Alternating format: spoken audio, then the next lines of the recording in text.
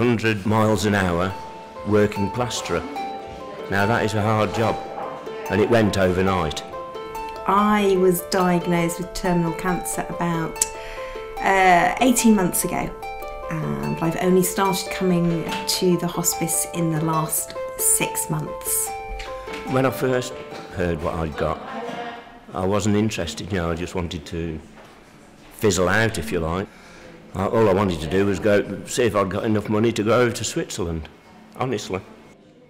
This is a short film about Thames Hospicecare from people who have chosen to make use of it. People living with life-limiting illness and their families and friends. It can be frightening when you're first diagnosed with a life-limiting illness. When Linda discovered that she had cancer, the word hospice meant just one thing. Most certainly a place where you go to die. Absolute dread at the thought of coming here. Yet when it came to it, Linda's first stay at Thames Hospicecare was far from the dark experience she had imagined. Oh yeah, get homemade cake as well. I live by myself, and I actually come here and I feel that life has begun again, because there is always noise around me. There are always people with a smile on their face that want to know you, are full of such care and compassion, that I actually feel that this has become my family over the last 6 months. Like Linda, Martin and his wife Judy quickly realised the hospice was not what they had feared. Well, the old idea of a hospice is somewhere you come to die, I think, but I realised that it's not that at all. Most people who are here go home after a week or two and carry on with their lives. And I know that I can ask any question I want to, and I won't feel that they're judging me or anything like that. I can ask as many questions and go over things as many times as I like.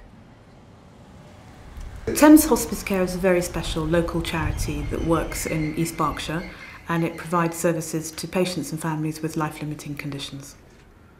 We have 2 sites, one based in Ascot and one based in Windsor, and we have a hospice at home service as well. So it depends very much on patient and family need, but we could, for example, care for people right at the end of their lives in our inpatient facility here, or through our team of hospice at home nurses. People can come for day support, they can come for groups, advice, their families can have a break, carers can be supported. So it really very much depends on the needs of the patient and families. A hospice is not a dark place where people just come to die. It is a vibrant, loving place where there are lots of experts who have skills that can help you. So, we were talking about your pain management. Yes. You've had the dose slightly reduced, actually, in the syringe drivers. So what do you think about the fact that we've reduced the dose? Teresa has come to support her husband Joe in his first stay at the hospice. Well, I think it gives me an opportunity to not be so, dosed up on opioids, medication that relaxes the muscles rather than sort of pain killers as such. You have needed some extra doses. What our staff can do is help support people, relieve pain and symptoms, and actually empower you to live the very best lives that you can live in the time that's left to you. Yeah, you have to face reality. I've got a terminal illness which, one day is going to get me, but not yet. And I'm going to try and live my life the best I can. With plans to go home, I've got plans to do things in the future with my family, and the hospice is helping me get there. We know now that if eventually we have to come back, that we're not frightened to come back. That's the thing, Obviously we do have some sadness, people do die here, but that's not the only reason they come here. Lots of people come and they go back out and live lives in the community for quite some time. I think people's perception of a hospice is that you come here to die. Well, in fact, it's untrue. Some people come for, a rehabilitation, like myself, is the ultimate is to get me back home. And other people come in for respite, to give their family a little rest from the care. This is our first experience actually here, and it's been wonderful. The NHS could learn a hell of a lot from the care that's provided. I have found a peace being here. Stuffed pepper, My favourite. Yeah. There you go. You haven't got cabbage. It's certainly enabled me to come to terms with my illness in a way I never thought possible. And simple things like sitting out in the garden and just listening to the birds, listening to the school children in the fields next door, things that I would never have taken the time to listen to before or think about, have actually just made me sit and contemplate life and actually think how lucky I in fact am. The first day I was here, somebody knocked on my door at 5 o'clock and said, "Well, would you like your feet massaged?" And I'd already felt that I was grateful just to be allowed a bed in the hospice, let alone then to be pampered as well. So you were made to feel very, very much cared for through therapeutic treatments, such as massage. There are counselling services that are offered. It's not some place where I've suddenly come for the first time in the last few weeks of my life. It's been a place where I have gradually got to know the people so well here that they are like family members. So that fear of those last few days or few weeks is no longer. As well as the inpatient service at Windsor, Thames Hospicecare has another site at Ascot, a drop-in community centre that provides support for those living at home with life-limiting illness.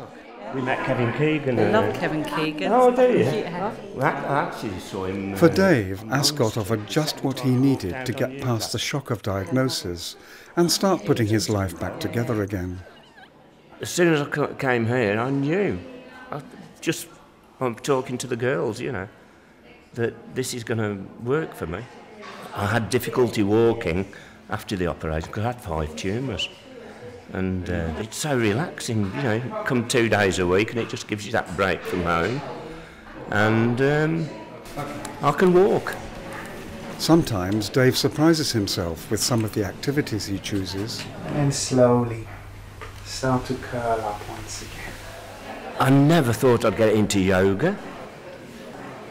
I used to think it was all for hippies and, you know, but as soon as I met Andy, the yoga guy, You start to feel the breath. you listen and take it on board, and it was doing me good. I could tell it, you know. Not reaching for it. He can talk you down off the ceiling. As we would when we sleep at night. He can. Effortlessly. After the second or third session, I said, "You're right, Andy." I said, "It does what it said on the tin." I felt great, and so did the other ladies. And elbows in, not moving your elbows. I never thought I'd get into fine-tuning physio, but every bit of it has helped. A good lunch is something you can look forward to at Ascot. And like all Thames Hospicecare services, it's free. And I've seen the mushroom soup, so I've ordered it. I've had it in reverse. I feel awful having a free dinner. It don't seem right to me. Don't understand why. It's one of these few perks in life, you know. When I came in and saw all this, I think it was gorgeous. I don't understand how they are able to fund a thing like this. It's amazing. We don't pay. Not at all. It's free because we're a charity. It's free because we've enjoyed the support of the community for almost 25 years. We have 16 shops, our charity shops. They raise income. We have a fundraising team that brings in money. We have people's generosity in terms of legacies being left to us. And we do get just over £1 million from the NHS. They do anything for you. The only thing they won't do is a boob job. I come in the morning and, well, we do this and we do the exercises.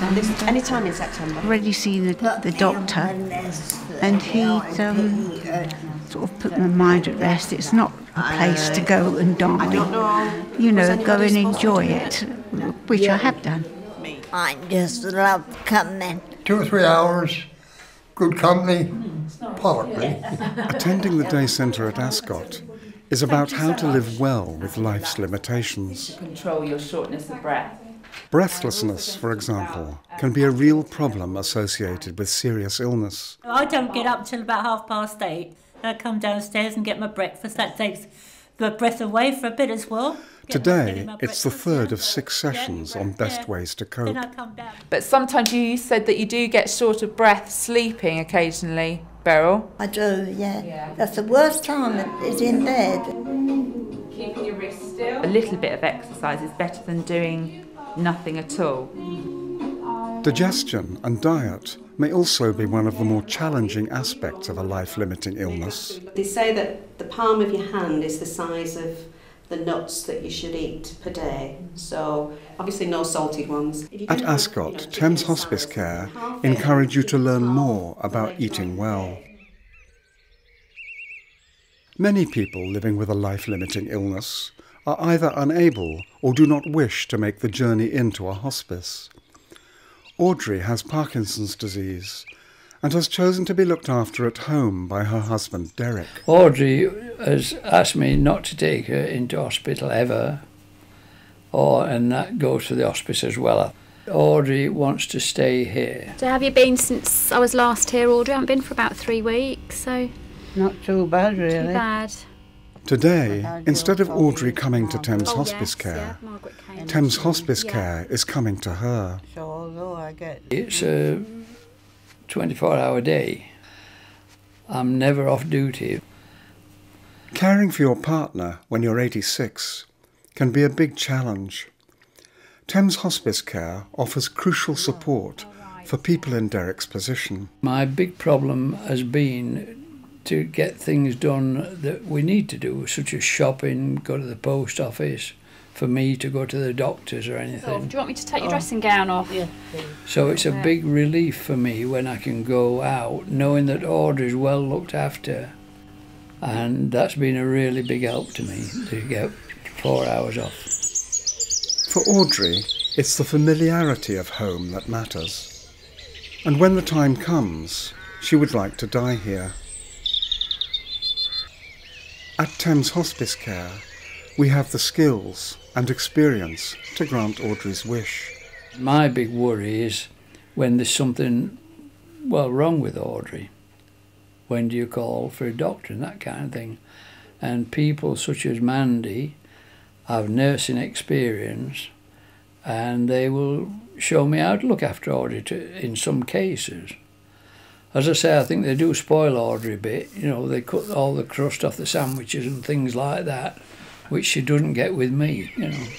I can do gravy now and rice pudding. Yeah.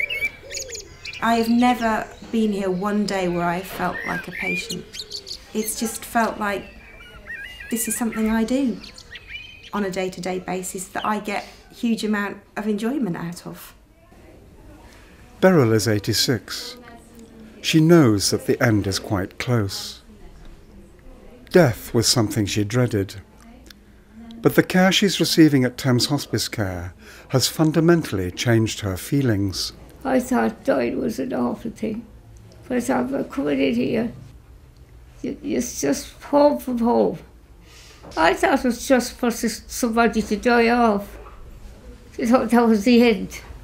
And living without pain, I can't believe it.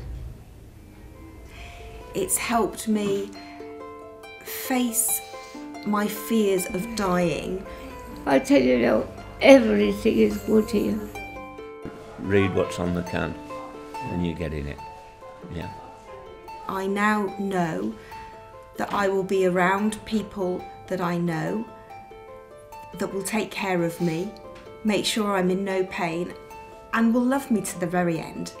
I feel very safe. That's the word that sums it up. I feel really safe here. So, why not? I'm quite happy. This hospice, together with everything that goes with it, it's a no-brainer. One of the most important things that I want going forwards is to stress how difficult it is for this place to keep going.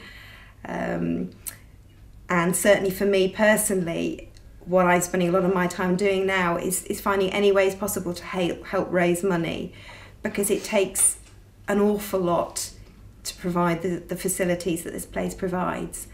And I would just like to make sure that the people who come after me are able to benefit in the ways that I have.